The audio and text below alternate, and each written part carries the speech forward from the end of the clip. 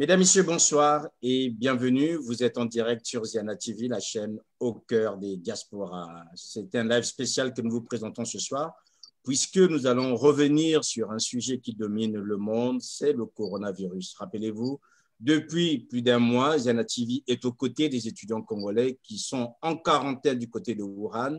Rappelez-vous aussi que le 6 février dernier, le Premier ministre Clément Mwamba avait annoncé une aide d'urgence qui, jusqu'à ce jour, n'est jamais parvenu à ses étudiants. Il faut dire aussi une chose, c'est que du côté de la diaspora, une initiative a été prise, c'est celle de pouvoir mettre en place une cagnotte à laquelle vous pouvez abonner afin de venir en aide, du moins matériellement, à ces étudiants qui en ont tant besoin. Nous ferons avec vous donc ce voyage de Wuhan. Vous savez qu'aujourd'hui, le Covid-19 est une pandémie au niveau mondial. Partout, vous l'entendez, les choses ne se passent pas trop bien. Imaginez ce qui s'est passé du côté de Wuhan ou continue à se passer. Nous avons, durant toute la semaine, pris les nouvelles des Congolais d'Italie. Nous avons pris les nouvelles des Congolais de Brazzaville. Nous prendrons des nouvelles aujourd'hui des Congolais qui sont ici en France pour certains et d'autres du côté du Québec. Voilà donc, mesdames, messieurs, un plateau ce soir que je partagerai avec des hommes et des femmes qui vont nous accompagner. Dans un premier temps, on va faire le point sur la situation à Wuhan.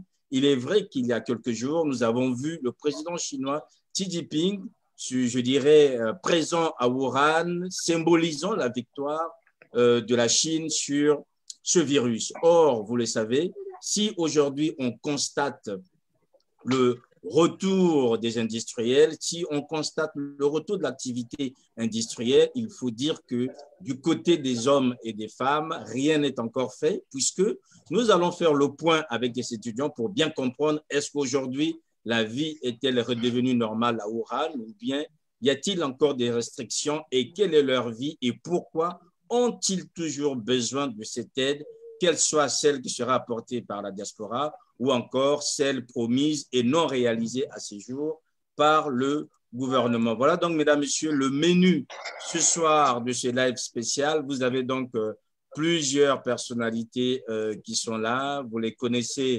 les unes les autres. Vous savez à peu près qui est en ce moment motivé et surtout engagé dans ces démarches. On va déjà commencer par vous, messieurs, dames. Bonsoir. Bonsoir. Bonsoir. Voilà, donc je sais que du côté de Wuhan, il est à peu près 3 heures ou 4 heures du matin. Alors, on va commencer par vous. Sur le plateau, donc nous avons Gracias qui est là. Bonsoir, Gracias. Bonsoir, Sylvain. Doriska Mouzenze, la marquise de Veneza, pour Ziana TV. Bonsoir, Doriska. Bonsoir, Sir. Agnès Sounonou, présidente du Diaspora Congo-Brazzaville et coordonnatrice du projet HRCE. Bonsoir, Madame Nounou. Bonsoir. Action Monafi, qui est donc la secrétaire générale du projet HRCE. Bonsoir, Madame Monafi. Bonsoir, Sir Makoso. Voilà, à vous tous qui êtes là, notamment vous qui êtes du côté de Wuhan. Je sais que pour dire bonjour, on dit mi hao, mais pour dire bonsoir, ça sera un peu compliqué. Et vous pourrez rapidement nous le dire. Alors, messieurs, on va commencer par vous. Nous avons vu ces images qui ont été, je dirais, diffusées sur toutes les télés mondiales. On a vu le président chinois sur place à Wuhan qui redonnait de l'espoir pour un semblant retour de la vie. On a vu aussi des images aujourd'hui que la vie industrielle est en train de revenir. On va au fur et à mesure faire avec vous le point. Quelle est aujourd'hui la situation à Wuhan? On va commencer avec vous, Mel. Vous qui êtes à Wuhan, comment ça se passe aujourd'hui? Bonjour. Bonjour à tous. Merci pour tout ce que vous êtes en train de faire pour cette épidémie ou qui est devenue pandémie en ce qui concerne les gens de Wuhan. Alors, le président Xi Jinping était ici, je crois, avant-hier. Il est venu voir réellement comment évolue la situation sur place, puisque c'est ici l'épicentre de la pandémie. Alors, il a été question de tout ce qu'on a pu relever, c'est qu'il a demandé que certaines entreprises puissent reprendre le service. Mais en dehors de ça, rien n'a changé, quoi. La fois dernière, quand nous avons eu à discuter avec vous et aujourd'hui, sur le plan pratique, il n'y a rien qui a changé en fait. On est toujours coincé. il n'y a toujours pas de circulation, pas de transport. Et puis, tout ce qui était avant, c'est toujours aujourd'hui, quoi. Toutes les mesures qui ont été prises, toutes les mesures restrictives pour contrer l'épidémie jusqu'à aujourd'hui, rien n'a changé. Voilà, rien n'a changé et pourtant des images vues à la télé nous donnaient un semblant de changement. Likambona Motote, vous avez la parole. Quelle est la situation? Quelle lecture faites-vous de la situation en ce moment? Bonsoir tout le monde. Merci beaucoup pour la parole et merci de nous permettre d'avoir en notre disposition cette plateforme sur laquelle nous pouvons nous exprimer et informer à l'ensemble de la diaspora ainsi que à nos autorités qui certainement suivent l'état de la situation de notre côté ici à Oran. Voilà, comme a dit mon condisciple tout à l'heure, le président était là, comme pour dire déjà que dans d'autres provinces et dans d'autres villes, la situation est plutôt sous le contrôle dans ce sens où on ne note plus de nouveaux contaminés dans d'autres villes. Et c'est ce que l'on ne cesse de nous dire à la télé. Concernant Wuhan, oui, chaque jour, il y a des nouveaux contaminés, sauf que le nombre a considérablement été réduit. Et aussi, il y a certains hôpitaux, comme on a vu à la télé, des hôpitaux qui ont été établis pour la situation d'urgence, comme un peu des stades ou des omnisports qu'on avait équipés pour la circonstance. Oui, nombreux de ces hôpitaux ont fermé parce que les contaminés ont été guéris de cette maladie. Concernant en tout cas le confinement, rien n'est changé parce que voilà, le gouvernement chinois est conscient que ouvrir ou bien laisser les gens se balader dans la ville ne faciliterait pas la tâche en ce sens que voilà, leur objectif c'est d'éradiquer totalement le virus de la ville avant de permettre aux gens de circuler librement dans la ville. Donc, rien n'est changé et dans ma résidence, voilà, comme dans d'autres, parce qu'il y a des amis qui habitent le campus et ma personne, je loue un appartement à l'extérieur du campus. Donc, nous ne sommes pas permis, comme depuis beaucoup de temps déjà, de sortir, d'aller hors de notre résidence. On n'est permis que de faire des achats en ligne. Et voilà, on vient nous livrer et puis on t'appelle, tu descends, tu arrives à la porte de la résidence et c'est à ce moment-là que tu peux prendre ton produit. Bon, c'est déjà ça, ce que nous pouvons dire. En concernant l'inflation des prix des condiments que nous achetons en ligne, l'inflation est là, hein, rien n'est changé, voilà. On constate toujours voilà, cette hausse-là de prix des aliments, des denrées alimentaires et, voilà, et même cosmétiques pour nos amis, nos sœurs et tout. Voilà, et c'est ce que je puis dire. Et donc, voilà, les banques ne fonctionnent pas et voilà, même des guichets automatiques, hein, j'aurais appris parce que voilà, nous avons aussi une plateforme de tous les ressortissants de la ville. J'aurais appris par des amis que même les guichets automatiques sont vides. Donc, les gens ne sont même pas en mesure de faire un retrait. Donc, voilà un peu le point de manière ramassée comme ça là, de la situation ici à Wuhan. En tout cas, merci beaucoup. Voilà, merci Eric, merci Likambona Motote. Alors, il faut juste dire, mesdames, messieurs, ces jeunes, vous ne les voyez pas, ils sont tous ici sous pseudo parce qu'ils craignent des menaces réelles de la part des autorités consulaires. Voilà pourquoi vous aurez ici des pseudos, peut-être un peu rigolos, et en même temps que vous ne verrez pas leur visage, puisque nous le savons, ils nous l'ont dit déjà, que du fait qu'ils s'expriment ici en exposant la situation de détresse qui est la leur, ils font l'objet de menaces de la part des autorités consulaires. Donc, comprenez que vous ne les voyez pas. Alors, on va continuer donc un peu pour bien comprendre la situation à Wuhan. Vous comprenez déjà que malgré la présence, la situation n'a pas bougé. Eric, qu'est-ce que vous pouvez nous dire aussi par rapport à cette situation à Wuhan? Merci pour la parole d'abord. De mon côté, la situation, je dirais que la situation demeure la même, comme viennent de le dire deux de mes compatriotes. Et on demeure toujours dans l'instabilité parce qu'on est enfermé dans les maisons et on ne peut pas librement faire des achats. Et il y a aussi la hausse des prix des condiments, des aliments et tout. Et genre, la présence du président chinois qui est arrivé ne veut au fait rien signifier pour nous parce que ça ne nous laisse pas au fait le libre arbitre de faire ce dont on avait l'habitude de faire. En fait. Donc ça ne change rien en fait à tout ça. Donc la vie demeure la même. Et de ce pas, on insiste au fait sur le fait que le gouvernement congolais doit vraiment prendre en considération cette situation parce que on est là et on s'efforce à vivre pas bien en fait parce que à court de moyens en fait, on est vraiment à court de moyens. Et donc on demande vraiment au gouvernement congolais de revoir un peu cette initiative qu'ils ont prise dès le début pour essayer de nous secourir en fait. Voilà, donc une invitation aux autorités congolaises de reconsidérer ou de continuer à considérer que Wuhan reste une urgence pour ces étudiants qui sont là sur place. On va prendre donc Nel, c'est à vous la parole. Oui, bonsoir. Bonsoir. Écoutez, depuis la dernière intervention déjà, jusqu'à aujourd'hui, déjà, rien n'a changé.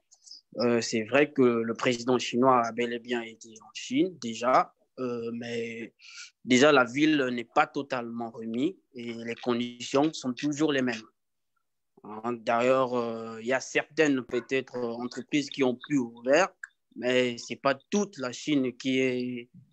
Toute la ville de Wuhan est encore en bloc. Nous sommes toujours dans nos maisons, nous ne pouvons pas sortir. Donc, tout ce que je pouvais dire actuellement, c'est que l'État reste toujours la même actuellement parce qu'on est toujours en confinement. Nous continuons à suivre les consignes comme elle a été donnée. Et voilà. Jusqu'à aujourd'hui, nos autorités arrivent encore à rien dire parce que nous ne sommes pas en contact avec tout ce que nous pouvions dire actuellement. C'est que, en fait, les autorités nous ont lâchés en un mot, si je peux le dire aujourd'hui. Et je pense bien qu'ils pouvons peut-être écouter nos pleurs, nos cris, pour qu'ils puissent vraiment nous puissent venir en aide. En fait, c'est tout ce que j'avais à dire.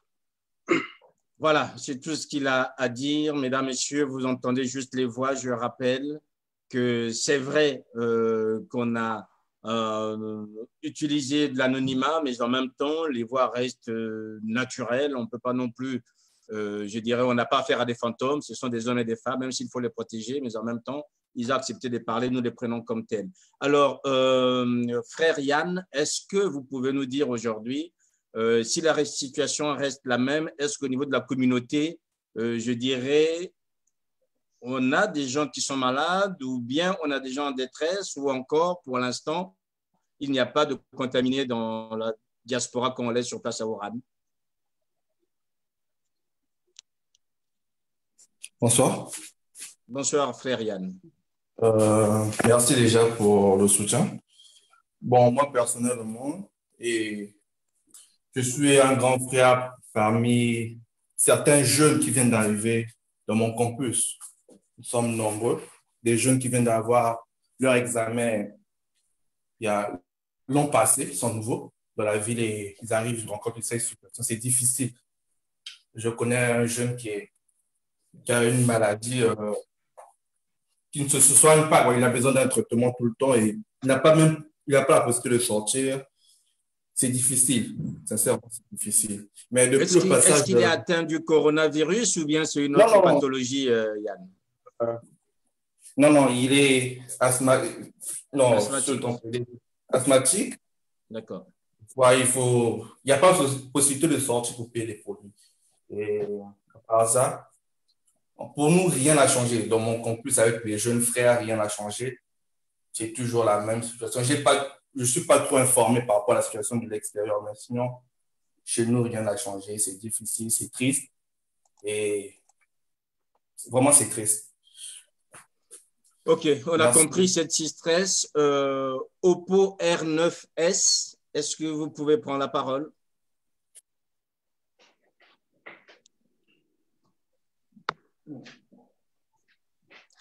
Voilà, si Oppo n'est peut-être pas là, Eric, donc le deuxième Eric, avec un C.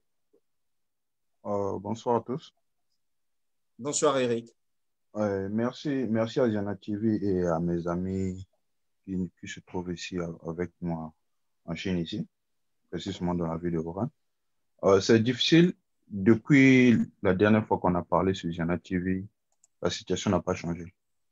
Je pense que c'est pratiquement un peu la même chose et un peu plus, on peut dire peut-être un peu plus.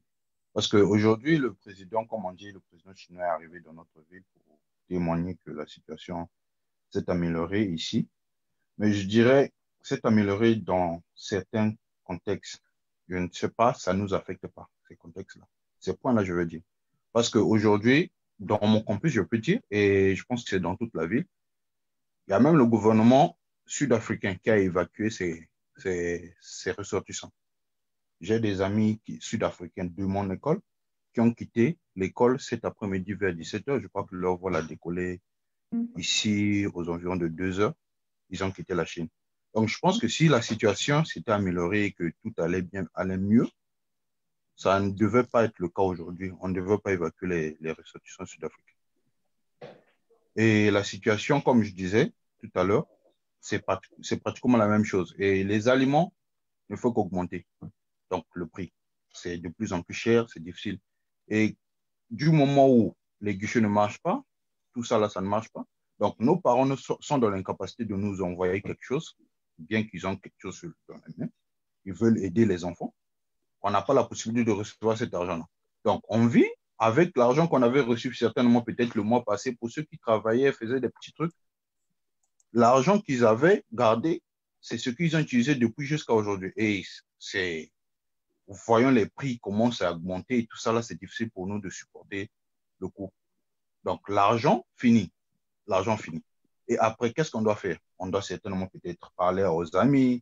Tu peux avoir des collègues, tu demandes s'ils peuvent t'aider. Mais ces collègues qui vont t'aider sont dans la même situation que toi. Donc, s'ils te donnent quelque chose, lui aussi, ils auront besoin de quelque chose. Après, ce sont les dettes que tu promets. Et voilà les situations que les Congolais traversent. Certains Congolais peuvent traverser actuellement. Donc, c'est très difficile pour nous ici. Et j'ai vu sur les médias, sur WeChat, ceci et tout, je ne sais pas si c'est vrai ou pas.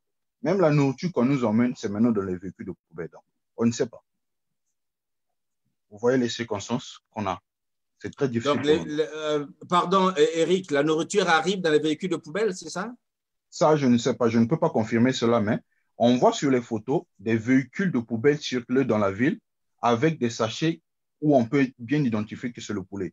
Bon, je ne sais pas si c'est des véhicules qui emmènent le poulet dans les écoles et les étudiants par la suite achètent ce poulet-là pour manger, je ne sais pas. Donc, si ça s'avère vrai, donc c'est ça les circonstances que les Congolais actuellement traversent. Donc, à côté de ça, on ne sait pas quelle maladie ça peut nous donner, on ne sait pas comment est-ce que on va sortir de cette crise-là. Ça, je ne sais pas. Donc, ce qu'on demande à notre gouvernement, c'est de reconsidérer cette volonté-là qu'ils ont eu à manifester. C'est une bonne chose. Nous encourageons notre gouvernement à nous aider comme ils ont commencé.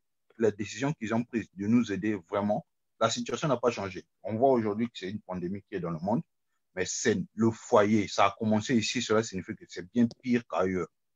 C'est ce que nous demandons à notre pays. Merci beaucoup. Voilà. Merci, Eric. Oppo R9S. Oui, bonsoir. Bonsoir. Merci pour la parole accordée et pour tous les efforts fournis de la part de Ziana TV pour pouvoir faire entendre justement la voix des étudiants congolais ici à Wuhan.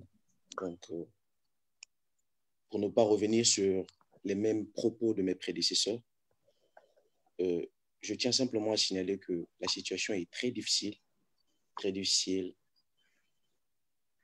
nous assistons à une inflation incroyable du jour au lendemain. Et ça fait que certains étudiants ont du mal à vivre. Vous vous imaginez dans une situation pareille, même ton téléphone. Tout à l'heure, j'ai écouté mes prédécesseurs dire que les achats se font en ligne.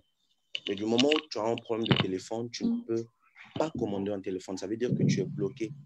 Tu ne peux pas faire les achats en ligne. Ça veut dire que tu ne pourras pas t'approvisionner, tu ne pourras pas t'acheter de l'eau, en tout cas, des choses essentielles. Et ça ne facilite pas la vie des étudiants congolais en Chine. Alors, pour ne pas trop monopoliser la parole, nous encourageons justement nos autorités à reconsidérer justement les propos qui ont été tenus par le Premier ministre pour pouvoir venir en aide ces jeunes gens, voilà, dans cette situation créa. Merci.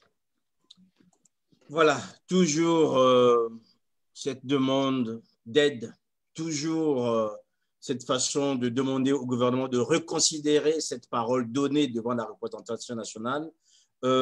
Estrella, est-ce que vous avez quelque chose à ajouter par rapport à tout ce qui s'est dit?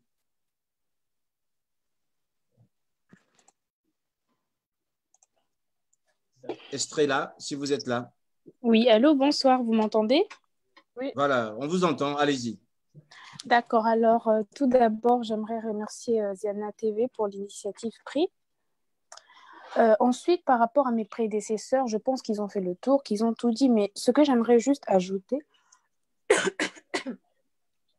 c'est que en tant qu'étudiants, en tant que citoyens, nous avons des devoirs envers nos autorités. Mais ces autorités doivent savoir qu'elles ont aussi des devoirs envers nous. Voilà pourquoi, malgré le fait que nous comptons sur nos parents, que nous sommes conscients que ce ne sont pas pour tous le gouvernement qui nous a envoyés en Chine, à partir du moment où un gouvernement ou une autorité politique prend la décision et annonce ouvertement une aide, cette aide doit être respectée. Et c'est ce que nous voulons. C'est ce que nous voulons. Ces autorités représentent notre pays et nous attendons cette aide. Nous ne voulons pas que l'aide soit changée, que l'aide passe annoncée à la télé de 200 millions, arriver à peu importe le nombre. L'argent n'est pas tant la priorité. La priorité, c'est la vie des personnes qui sont sur place. Mais cet argent-là, en soi, doit revenir aux étudiants parce que ça a été annoncé comme tel. Et c'est ce que nous voulons et nous allons tenir ferme. Nous ne voulons pas autre chose. Nous voulons la transparence et la clairvoyance par rapport à cette situation. Parce que nous sommes aussi étudiants et nous sommes appelés demain à être des autorités. Donc, nous devons être respectés tout comme nous respectons nos autorités. Merci, Estrella. Voilà, on a bien compris, mesdames, messieurs, on a fait le tour. Je pense que non, c'est Ken qui n'a pas encore parlé. Ken, si vous êtes là, vous pouvez prendre la parole rapidement. Voilà, le temps qu'il revienne. Alors, mesdames, messieurs, on a bien compris ce soir que finalement, malgré tout ce qu'on entend, malgré tout ce qu'on voit, la situation n'a pas bougé. Il est bien normal aujourd'hui que nous rappelions les autorités congolaises à leurs devoirs. Cette aide a été annoncée devant la représentation nationale. M. Mwamba ne l'a pas dit dans un coin à l'oreille d'un chef de cabinet ou d'un conseiller, mais c'est devant l'Assemblée nationale. Et nous invitons aussi que les députés puissent, je pense, rappeler M. Mwamba à ce devoir. C'est une parole engagée. Cet argent, ces jeunes n'ont pas besoin pour aller en boîte de nuit ou je ne sais pas quoi. Vous entendez très bien qu'aujourd'hui, la situation est de plus en plus difficile. Wuhan est toujours en quarantaine. Wuhan est toujours, je dirais, les habitants sont toujours confinés chez eux. Et donc, cette aide est nécessaire. Voilà donc, mesdames, messieurs, on reviendra sur cette aide tout à l'heure, mais on va revenir vers vous, vous qui êtes là déjà, Agnès Nounou, Axence Monafi, la marquise de Visa et Gracias. Alors, on va faire un point rapidement. La marquise de Visa, quelles sont les informations que vous avez aujourd'hui? Les gens se doutent en disant, ben voilà, on ne sait pas comment les aider. Il y en a qui observent sans savoir qu'est-ce qu'il faut faire. Vous nous direz tout à l'heure, est-ce qu'aujourd'hui, est-il possible, si les gens abondent à la cagnotte qui existe qui a été mise en place, que ce soit celle qui existe aujourd'hui ici en France ou encore celle que Jude Lorion a l'intention ou a mise en place du côté des États-Unis, est-ce qu'aujourd'hui, pour ceux qui sont en France, il y a moyen que cet argent arrive du côté de Wuhan auprès de ces étudiants de Rescam Mzenzé? Alors, Cyr, avant de répondre à ta question, je voudrais juste dire que les étudiants congolais qui sont à Wuhan sont en train de passer un moment très difficile et je suis surprise de la grandeur d'esprit qu'ils ont. Ils ne publient rien de vindicatif, de militant, de méchant vis-à-vis aujourd'hui des autorités de Brazzaville. Je les ai souvent tous les matins. J'envoie un message. On a 8 heures de décalage horaire. Donc, des fois, ça arrive tard. Ils répondent toujours. Et jamais dans leur message, il y a quelque chose de brisé, de cassé. C'est plutôt on tient. Et c'est le message aujourd'hui que je tenais à faire passer à tous ces jeunes que j'ai souvent en ligne tous les jours. Et pour répondre à ta question aujourd'hui, il faut savoir que Ziana TV est engagé auprès de ces jeunes pour savoir comment acheminer les fonds de la cagnotte. Et sans pour autant vous cacher, c'est un casse-tête chinois parce qu'aujourd'hui, on ne peut pas faire un virement sur un compte bancaire directement. Donc actuellement, nous travaillons sur plusieurs pistes. La première, c'est qu'il y a un ancien étudiant de Wuhan qui était devenu résident ici en France et qui est reparti voir sa famille en fin d'année, qui est bloqué là-bas. Et ce Congolais-là a un compte Société Générale. Il faut savoir que c'est un compte qui est particulier. On ne peut pas aujourd'hui faire un virement. Il y a des limites pour tout ce qui est prélèvement à l'étranger. Et lui aussi, c'est un particulier. Il devra justifier de certaines sommes quand elles seront trop élevées. Nous avons une piste Shanghai. À Shanghai, ils sont en confinement, mais pas aussi restrictif qu'à Wuhan. Donc, ils ont la possibilité de sortir de temps en temps, de demander la permission aux gardiens d'immeuble pour pouvoir effectuer des achats. Donc, là aussi, nous avons un RIB au niveau de Shanghai. Troisièmement, nous avons aujourd'hui un contact au niveau de Guangzhou. Guangzhou, il faut savoir qu'ils ont la possibilité de faire des retraits Western Union 2 fois par semaine, uniquement. Et on est en train de voir si, via son compte bancaire, on peut effectuer un virement. Donc, les démarches se font pour qu'il aille voir au niveau de sa banque pour obtenir une autorisation. Donc, la cagnotte qui est mise en ligne aujourd'hui, il faut savoir qu'on ne pourra pas l'envoyer directement sur un compte. Faudra retirer les sous, dispatcher, et il faut que dans chaque contrée, dans chaque région de Chine, ceux qui vont s'engager à faire le dispatching nous fassent un retour. Donc, à l'heure actuelle, nous avons 3 compatriotes sûrs qui sont prêts à s'engager pour pouvoir créditer les cartes bancaires de tous ces étudiants. Je tenais à rappeler à tout le monde aujourd'hui que cette situation, c'est une situation qui est difficile. On a besoin d'un geste d'humanité de tous. On prend tous notre carte bancaire pour pouvoir créditer cette cagnotte. C'est urgent. La vie de ces étudiants dépend. Moi, j'ai des vidéos, ils m'envoient des photos. J'ai des photos de frigo, des photos de ce qu'il leur reste à manger. Et voilà, on ne se rend peut-être pas compte, mais je pense aussi attirer l'attention de nous, compatriotes congolais qui vivent en France, que la situation des étudiants qui sont bloqués à Wuhan va peut-être aussi nous arriver. Donc aujourd'hui, c'est une main que nous tendons à ces étudiants parce qu'ils font partie de la continuité de l'État. C'est une partie de nous qui est là et on ne peut pas rester insensible à ce qui se passe. Il faut savoir qu'ils sont aussi très menacés. Voilà, il y a beaucoup de menaces du côté de l'ambassade. Ça revient souvent dans les messages. C'est pour ça qu'aujourd'hui, comme vous avez vu dans plusieurs vidéos, ils témoignent à visage masqué parce qu'il y a beaucoup de menaces derrière. Et le travail qu'on fait aussi, c'est de les rassurer en disant aujourd'hui, on peut vous menacer. Je pense que ça fait partie du job de l'ambassade aujourd'hui de pouvoir le menacer pour ne pas qu'il puisse révéler la vérité. Et aujourd'hui, le message que je donne à ces étudiants, c'est de leur dire, écoutez, tout le monde est confiné, personne ne viendra vous menacer devant votre porte. Et puis, sachez qu'aujourd'hui, il y a un média derrière qui va pouvoir vous accompagner. S'il y a quelque chose, on ne vous abandonnera pas. Voilà. Voilà, s'il y a quelque chose, on ne vous abandonnera pas. Je pense que c'est un engagement que nous avons pris dès le départ, je dirais, dans cette affaire de Wuhan. Madame Onafi, c'est vous aujourd'hui qui coordonnez je dirais, cette cagnotte. Est-ce que vous pouvez nous faire un point où est-ce qu'on en est aujourd'hui.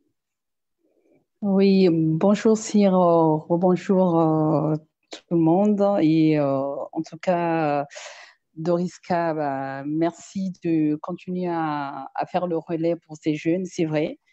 Ces jeunes, comme tu viens de dire, hein, Doriska, à les entendre parler encore une fois ce soir, oui, c'est vrai qu'ils ne revendiquent pas, ils n'écrivent pas et quelque part, ben, oui, ils ont l'esprit calme, mais bravo, merci à vous, ça facilite aussi le travail.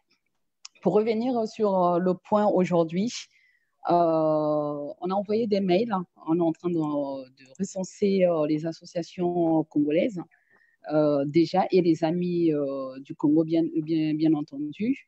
On a envoyé des mails, on a mis des numéros de téléphone en ligne pour ces associations et par derrière, on a une équipe qui les rappelle, qui rappelle ces associations, certaines associations ont promis de passer à l'acte.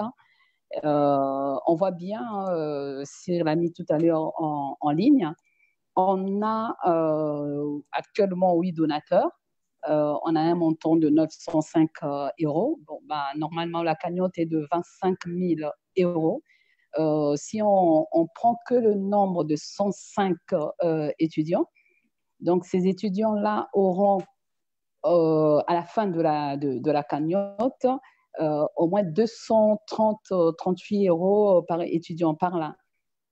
Bon, c'est vrai que comme Estrada, si j'ai bien retenu le nom, a dit tout à l'heure, que ce n'est pas autant l'argent qui est important aujourd'hui, mais c'est aussi que les autorités et les organisations de la société civile que nous sommes et en France et partout au monde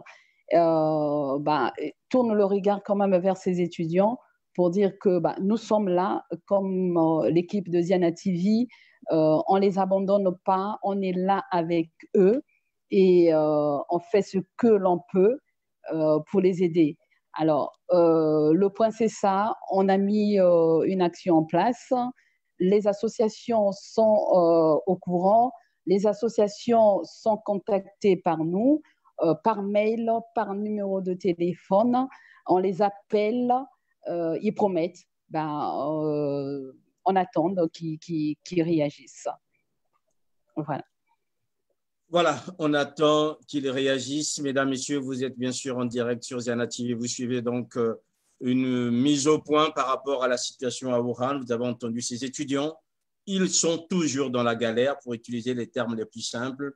Ils ont besoin de cette aide. Ils continuent à demander au gouvernement de pouvoir reconsidérer cette aide annoncée devant l'Assemblée nationale. Ils en ont besoin pour survivre. Agnès Ounonou, vous êtes intervenue ce matin. Depuis quelques jours, vous intervenez. Cette cagnotte a été mise en place depuis à peu près 2 jours. C'est le 3e jour. Sauf que ça ne décolle pas. C'est 25 000 euros, ce qui revient à peu près à 230 euros par étudiant, ce qui n'est pas assez vu l'ampleur de la situation. Agnès Ounonou, aujourd'hui, il faut, Madame Onafi l'a dit, interpeller les associations, mais aussi, comme l'a dit Doriska Muzenze, la marquise de Visa, chaque Congolais doit se lever pour accompagner et soutenir ces étudiants. Oui, merci, M. Cyr Makosso. Concernant la cagnotte de solidarité, pour moi, je pense que, d'après mon analyse de Maman Diaspora, nous avons un sérieux problème. Ce n'est pas que le Congolais ne veut pas donner, mais j'ai l'impression que ce n'est pas dans notre culture. Donc, parce que moi, les gens donnent bien pour l'éveiller, Madame Ounonou. Oui, les gens participent pour des retraits de deuil, donc quand même les gens donnent. Oui, je sais. Mais oui, justement, il faut connaître aussi la sociologie des Congolais. C'est de ça que je vais parler. Ce n'est pas dans notre culture, puisque je dis notre, parce que moi aussi je suis congolaise. Mais je pense qu'aujourd'hui, quand on vit dans un pays étranger comme la France, puisque moi, je mets l'action surtout sur la diaspora congolaise de France, parce que nous sommes nombreux. Nous sommes très nombreux par rapport aux autres pays. Là, ce matin, j'ai eu les nouvelles de la diaspora de Belgique qui m'ont dit carrément, bon, nous, par contre, les résidents qui sont ici n'ont pas des cartes bleues pour pouvoir participer à cette cagnotte. Donc, nous allons regrouper la somme et on va faire parvenir au niveau de Paris. Et vous allez voir comment vous allez faire.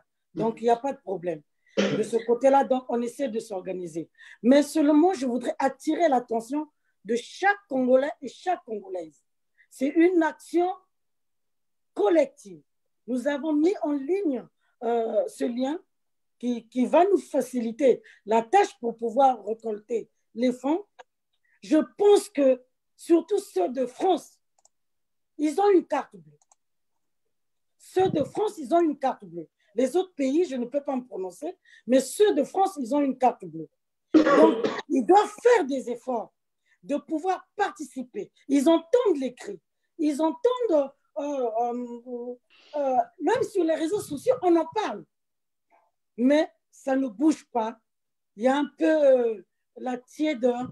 Et ça, c'est peut-être, comme ils sont en train de le dire, peut-être c'est notre culture. Mais il y a un début à toute chose. Donc, je demanderai tout simplement, je ne vais pas trop parler, parce que j'ai déjà parlé. Je n'arrête pas de parler. Je n'arrête pas de lancer l'appel. Les gens me contactent, les gens écrivent, les gens envoient des mails, les gens envoient des SMS pour dire comment on va faire. Est-ce qu'il n'y a pas un autre moyen pour en faire parvenir l'argent?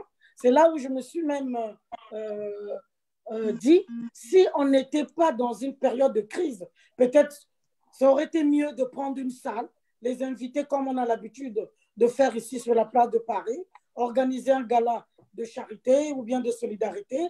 Peut-être là, ils allaient venir, mais je pense que ça, c'est un prétexte que nous ne devrions pas mettre en avant. Aujourd'hui, nous avons des cartes bleues, à moins que si tu n'as rien, oui, ça se comprend. Mais donnons par solidarité. Parce que ce qui arrive à nos étudiants congolais peuvent aussi nous arriver. Donc, on ne peut pas rester. Pour moi, c'est l'indifférence. Excusez-moi, je parle en tant que maman. Moi, je ne parle pas en tant que vous qui êtes là, mais moi, je vois le souci, je vois la difficulté des étudiants là-bas où ils sont. Donc, un peu le cœur de maman s'emballe un peu vite pour dire non, non, non, ce n'est pas normal. Donc, j'invite tous les compatriotes congolais, les associations, certes, comme a dit la SG, on les a contactés. On est en train d'envoyer le courrier et tout, mais au moins, la moindre chose, on a fait ce qu'il fallait faire. C'est le lien qui existe. Donc, donnez vraiment pour que nous puissions assister, pour que nous puissions accompagner au moins 2 ou 3, 4, 5 étudiants, mais nous aimerons les accompagner tous. Là, nous avons 905 €. Ça représente l'aide, une prise en charge de 4 étudiants, je peux dire. Mais nous en avons 105 et 102 attendent encore de notre générosité. Donc, donnons. C'est ce que je voulais dire. Merci. Voilà, merci Agnès Nounou. Donc, on comprend très bien, mesdames, messieurs, que vous pouvez toujours donner.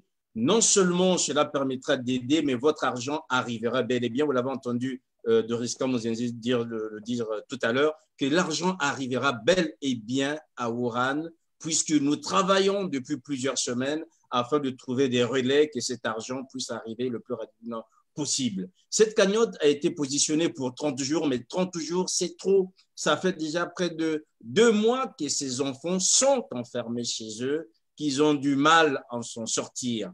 30 jours, c'est encore trop. C'est le temps qu'on s'est donné pour que ceux qui nous entendent aujourd'hui, mais si nous arrivons d'ici la semaine prochaine à avoir ne fût-ce que la moitié, on pourrait déjà faire parvenir cette moitié pour leur permettre de commencer à sortir d'une manière, je dirais, onéreuse de cette situation. Vous l'avez bien entendu que 25 000 €, ce n'est pas grand-chose par rapport au nombre de Congolais que nous sommes. 25 000 €, c'est à peu près 200 € pour des jeunes qui vont rester 3-4 mois confinés, sans aucune activité, sans argent. Et vous voyez donc que c'est quelque chose de très, très, très important. Cette cagnotte ne s'adresse pas qu'aux Congolais de France, mais elle s'adresse à tout le Congolais là où vous êtes afin de pouvoir le faire. Nous saluons aussi l'action qui est menée par Jude Lorion du côté des États-Unis afin que la cagnotte qui va être mise en place aussi là-bas puisse éventuellement compléter celle qui est mise en place ici pour permettre à ce que cette aide arrive le plus rapidement possible. Gracias, jusque-là, vous n'avez rien dit. Vous avez entendu ces jeunes, vous avez entendu, je dirais, tout ce qui est l'initiative qui est portée aujourd'hui et les possibilités qu'il y a pour que cet argent arrive. Quel commentaire en faites-vous? Ça a d'emblée relevé la tristesse avec laquelle qui nous consume aujourd'hui, la difficulté qui est celle de nos petits frères et nos petites sœurs, certainement. Et également inviter les Congolais à s'approprier de cette problématique. On voit bien que ce ne sont pas des politiques, ça dépasse les clivages politiques, c'est simplement des jeunes Congolais et des jeunes Congolaises qui veulent vivre et qui sont en droit d'attendre de leur communauté que celle-ci leur vienne en aide, notamment leur État. Et comme vous l'avez relevé en amont, il y a eu un discours politique qui a été prononcé, une promesse qui a été manifestée et qui jusqu'alors n'a pas été réalisée. C'est triste, ça rentre dans les habitudes du gouvernement congolais qui est permanemment dans une forme d'incurie, une incurie permanente. Mais avant cela, permettez-moi de revenir sur l'observation qui a été relevée de la visite du président chinois dans la province ou dans l'état du Yuan. Il faut relever quand même que nous sommes dans une période assez trouble et qu'il y a suffisamment d'éléments qui rentrent en compte, notamment l'élément géoéconomique. Donc, on est là dans une lutte économique, ce qui fait que M. Ping, lorsqu'il va dans cette province, dans cet État, il est dans une démarche purement politique. Et nous savons que lorsqu'il y a une démarche politique, la démarche politique peut parfois avoir un écho sur le réel des gens, mais toujours pas. On est vraiment dans une forme de communication qui n'a pas un réel impact sur les habitants. Et deuxièmement, je souhaiterais revenir sur les menaces qui ont été relevées, qu'on relève depuis le début de cet événement. C'est triste. C'est triste parce que on voit comment finalement notre système, le système congolais, le système qui commande le pays, comme on dit, produit de la haine. Il n'y a pas fort longtemps, nous avons vu des jeunes qui étaient à Cuba, qui ont été rapatriés au Congo, semble-t-il, parce qu'ils s'étaient mal comportés. Mais on est dans une situation quasiment pareille. C'est-à-dire qu'on promet aux jeunes gens qui n'ont parfois pas d'intention politique, qui n'ont pas de sensibilité politique, qui sont neutres, mais en leur privant de ce qui leur est dû quelque part, puisque c'est une promesse. Cet argent a été débloqué pour eux. Si cet argent n'est pas acheminé envers ces jeunes gens, vous voyez là qu'il y a motif à créer une forme de frustration et à se rebeller. Et lorsque cette rébellion naîtra au sein de ces jeunes gens, on inversera toujours la vérité dans notre pays, comme cela fut fait avec les jeunes de Cuba. On dira que ce sont des jeunes qui sont révoltés, alors qu'en amont, on ne dit pas la vérité. Pourquoi les jeunes se sont rebellés? Et on demandera ensuite aux parents des jeunes gens d'aller présenter des excuses. Alors, à un moment donné, soit on vit dans une république, soit on vit dans un village, et on prend les fouets, on fouette des gens, et il n'y a aucune règle à respecter. Je pense que ces pratiques-là doivent cesser, tout simplement. Nous sommes Congolais, et comme l'a dit la jeune fille tout à l'heure, nous avons des droits envers notre État, et nous avons également des devoirs, et cela vice-versa. On ne peut pas continuer à vivre comme ça, comme des esclaves. Ces enfants sont une partie de nous, une partie de notre communauté, et ils sont en droit d'attendre que ce qui leur a été promis leur soit apporté. Et enfin, relever tout bonnement que s'il nous fallait quelque part évaluer l'action politique du système congolais sur le réel vécu des Congolais, on se retrouvera dans un néant, tout simplement. Parce que là, on a un acte, on a une situation qui aurait pu être évaluée positivement si le gouvernement congolais avait réellement bien agi. Mais ici, nous constatons, comme toujours, nous sommes dans le giron des paroles, tout bonnement, et ça, on sait le faire. Nous sommes dans le giron des paroles, on pompe les paroles, et les paroles qui ne sont suivies d'aucune action. Vous voudrez tout bonnement que ces jeunes gens, ou nous qui sommes en extérieur, puissions avoir des paroles mielleuses ou chanter des berceuses envers un système qui n'a aucune considération envers les Congolais, tout bonnement, M. Makosso. Et entre-temps, qu'entendons-nous? On a détourné des milliards ici, on a balancé des valises d'argent là-bas. C'est tout ce que nous entendons. Et le réel vécu des Congolais reste un réel misérable. Ce sont là des chemins, si vous voulez, des veines qui créent la haine. Il ne faut pas, à un moment donné, reprocher aux Congolais d'être haineux. Il ne faut pas le leur reprocher.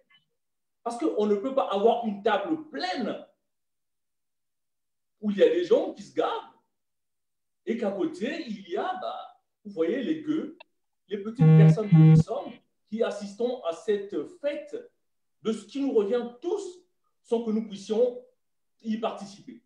Le Congo nous appartient à tous et ces enfants doivent avoir leur dû. Ça leur a été promis. Et pour finir, excusez-moi, j'ai monopolisé le temps, je pense, vous m'en excuserez. J'inviterai tout bonnement les Congolais, nous qui sommes à l'extérieur, de pouvoir nous approprier de cette cagnotte. Hier, j'ai été appelé par certains qui me posaient la question de la fiabilité du site sur lequel ils auront à mettre leurs identités bancaires. Je comprends que ça soit difficile dans un premier temps. La seule garantie que j'ai pu avoir, en tout cas pour ma part, pour avoir participé à des cagnottes qui avaient été mises en place par le passé, je n'ai pas eu de problème. Je pense savoir que si les gens veulent réagir en termes de solidarité, si on est 25 000 et que chacun de nous met 1 euro, ça fait 25 000 euros, je crois. Donc, plus nous serons nombreux, mieux ce serait pour ces jeunes gens envers qui nous voulons apporter notre aide. Voilà, j'en ai fini. Merci. Voilà, on va juste relever, si vous me permettez, cette question de fiabilité, Madame Onafi ou encore de Reska Monzenze. Les gens ont peur de donner, peut-être parce qu'ils craignent. Il faut rappeler quand même que cette cagnotte est hébergée sur un site Hello Association. Est-ce qu'on peut en être sûr que c'est fiable, de Reska? Oui, bien sûr que c'est fiable. Aujourd'hui, on a un système bancaire ici en France qui contrôle tout. Et c'est important de le dire, au niveau de GNA TV, nous-mêmes, nous avons participé à cette cagnotte pour dire que demain, s'il y a un problème, les premiers qui seront concernés, ce sera nous. Donc, je pense que les problèmes de fiabilité ne se posent pas. Donc, venez plutôt soutenir massivement. C'est ça le plus important. Voilà, Madame Onafi, la fiabilité. En termes de fiabilité, Hello Association est reconnue en France comme un site en ligne qui récolte des fonds. Et beaucoup d'associations et de fondations utilisent Hello Association. On n'a jamais eu de soucis. Pour des grands projets, ils passent par là, beaucoup de gens. Il n'y a pas de soucis. Et le système bancaire en France vérifie tout. Que cela ne tienne oui, les hackers sont partout, des fraudeurs sont partout, mais on peut dire que, je dirais vraiment, ayant travaillé en banque également, qu'ils n'ont rien à craindre, les gens qui veulent soutenir nos étudiants. Voilà. Donc, il ne faut pas que ce soit un alibi parce que certains peut-être se disent, voilà, on n'est pas sûr. Aujourd'hui, Agnès Sounounous, les gens n'ont pas d'autres espaces pour donner de l'argent que de le faire en ligne, hein, officiellement. Bon, au fur et à mesure que nous récoltons quelques informations, je pense que vous vous adaptez alors. On verra avec… Pardon? J'ai dit au fur et à mesure que les informations arrivent, vous vous adaptez. Oui, voilà. Donc, le comité de soutien qui est mis en place est en train d'étudier d'autres moyens.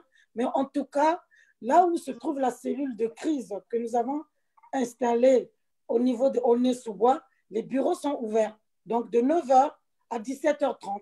Donc, si une personne trouve qu'il ne peut pas envoyer, il n'a pas de carte bleue, ou bien il ne peut pas faire un Western Union, et il peut se déplacer et venir à Aulnay-sous-Bois. Ben, il y a une personne qui est là, qui est dédiée à pouvoir gérer cette cellule de crise, va la recevoir et lui remettre, elle verse son argent et on lui remet aussi, comme on appelle, un reçu. Mais en tout cas, nous, on a voulu vraiment mettre la transparence pour qu'on ne dise pas que j'ai donné 1 euro, je ne le vois pas. C'est pour cela que l'outil de Hello Assop était l'outil le mieux approprié pour la transparence. Mais il n'y a pas de problème, les gens peuvent venir et on va étudier aussi si on ne peut pas mettre des points quelque part au niveau de Paris, donc la région parisienne. Bon, ceux qui sont en province, on va aussi étudier, peut-être se rapprocher des présidents des associations là-bas qui peuvent aussi récolter, puisque j'ai entendu au Québec qu'ils sont en train de récolter. Ben, le plus important, c'est de centraliser toutes ces récoltes-là et qu'il n'y ait pas quelque chose qui va un peu entacher la démarche, parce qu'aujourd'hui, nous exigeons la transparence, nous exigeons aussi que les sous récoltés arrivent à bon port et que cela soit remis aux destinataires. Donc, en tout cas, on analyse, on essaie de voir avec l'équipe du comité de soutien, mais en tout cas, on apportera des solutions, on apportera des réponses pour ceux qui s'inquiètent ou ceux qui veulent savoir où faut-il déposer de l'argent ou comment faut-il faire. On va les informer au fur et à mesure. Voilà, mesdames et messieurs, vous êtes bien sûr en direct sur Ziana TV. Vous suivez donc ce programme spécial. Alors, ne vous en faites pas. Il est vrai que vous ne voyez que 5 caméras allumées, vous ne voyez que 5 visages, alors que nous sommes ici à peu près 16 personnes. C'est bien normal puisque ces jeunes que vous voyez caméra éteinte, en fait, ils sont à Wuhan. Ils font l'objet de menaces de la part des autorités consulaires pour le fait qu'ils viennent ici dire avec tout le respect qu'ils doivent aux autorités congolaises, dire leur indignation par rapport à l'aide promise qui n'arrive pas jusqu'à ce jour, et ils sont obligés d'utiliser des pseudos et, je dirais, d'éteindre leur caméra afin de s'exprimer librement. Voilà, donc il y a 3 personnes qui viennent d'arriver, il y a Junior, il y a Jacques, il y a Uriel. On va commencer par Jacques, qui est aussi à Wuhan. Bonsoir Jacques.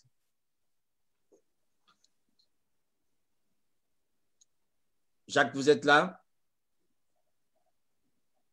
Voilà. En attendant que Jacques puisse reprendre la parole, voilà, il est parti. On va demander peut-être à Uriel. Uriel, vous avez la parole, il y a peut-être quelque chose à dire.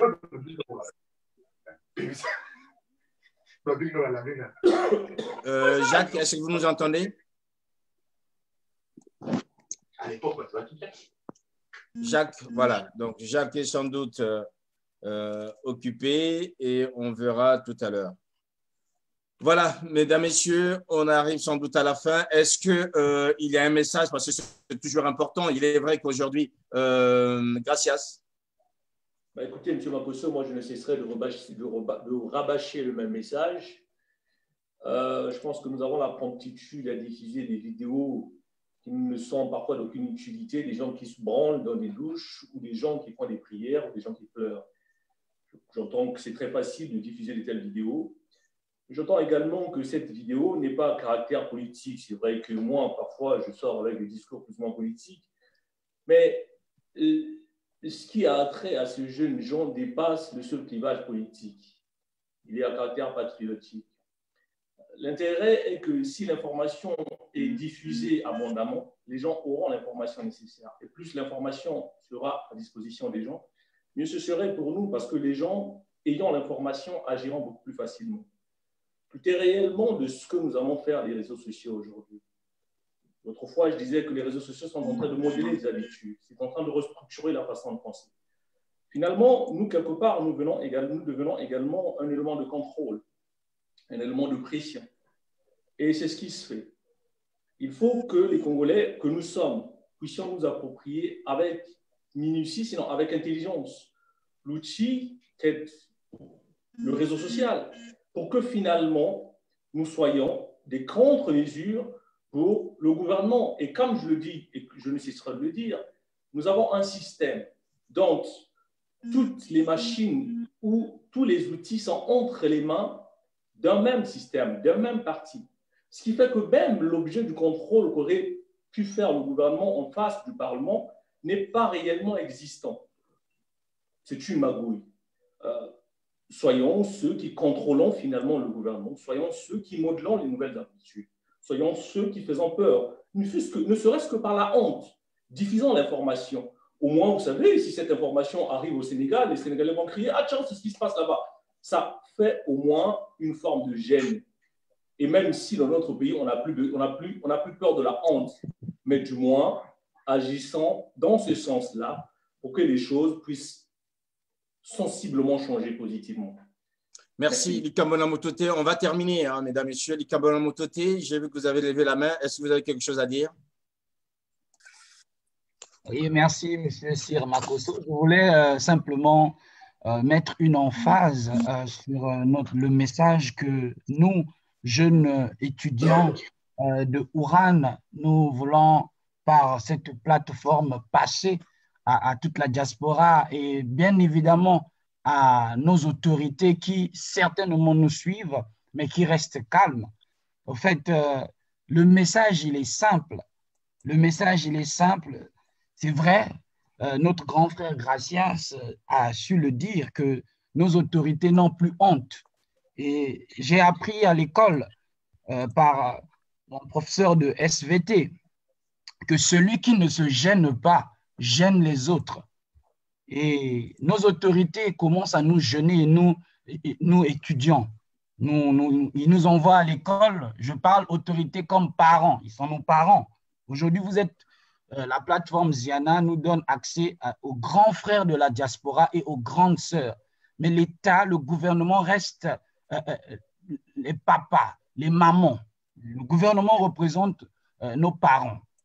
C'est quand même triste de réaliser que le Premier ministre, qui est la deuxième personnalité de notre nation, prendre la parole, dire à la télévision, non, ne croyons pas que c'est seulement national, mais c'est international parce que ce morceau, ce refrain du Premier ministre est balancé dans toutes les plateformes possibles. Nous, en Chine aussi, nous avons des amis du Gabon qui parlent français, des amis du Cameroun, des amis de Côte d'Ivoire, des amis sénégalais, des amis maliens qui ont vu ce refrain-là, qui ont écouté le Premier ministre parler de 200 millions de francs CFA en aide. Nous ne demandons pas l'argent.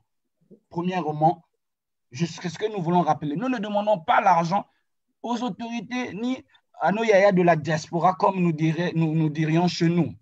Nous demandons de l'aide, de l'assistance. Je ne sais pas, mais si je suis en retard, les gens vont me rappeler à l'ordre. Le gouvernement n'a envoyé jusqu'à aujourd'hui aucun message de compassion, aucun message aux enfants. Quel est ce papa? Quelle est cette maman? Même quand il n'a pas de sous, sachant que son enfant vit dans une situation criade et à l'occasion, a la possibilité de lui faire parvenir un message pour le fortifier. Nous avons des parents aussi, nos tantes. J'ai reçu dernièrement l'appel de ma tante qui me disait « Depuis là, je n'ai pas encore pu rentrer en contact avec toi depuis le début de cette situation. Je tenais à t'appeler pour te fortifier. Dieu est avec toi. Tu n'es pas parti là-bas pour tomber malade. » On n'a rien reçu, même un simple message de la part de nos gouvernements, notre gouvernement. C'est quand même triste. Nous sommes abandonnés à nous-mêmes. Ça, c'est un. Aucun message pour fortifier. On leur demande de nous rapatrier. Les Sud-Africains ont rapatrié. leurs ressortissants. On leur demande de nous rapatrier. Ils disent, non, vous savez, le rapatriement.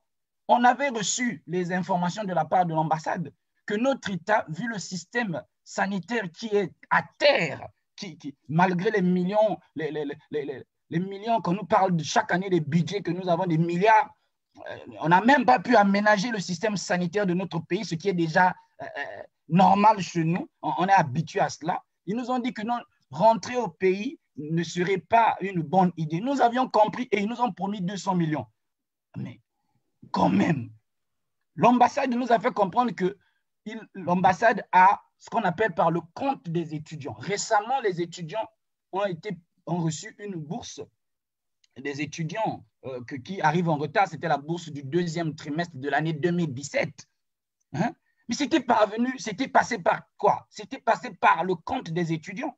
On nous a appris par l'ambassade également que les 200 millions ont déjà été versés, je veux dire, ont déjà quitté le trésor public. Mais c'est entre les mains de qui? Il n'y a pas de suivi. Le président de la République qui est le papa de la nation. Écoutons cela.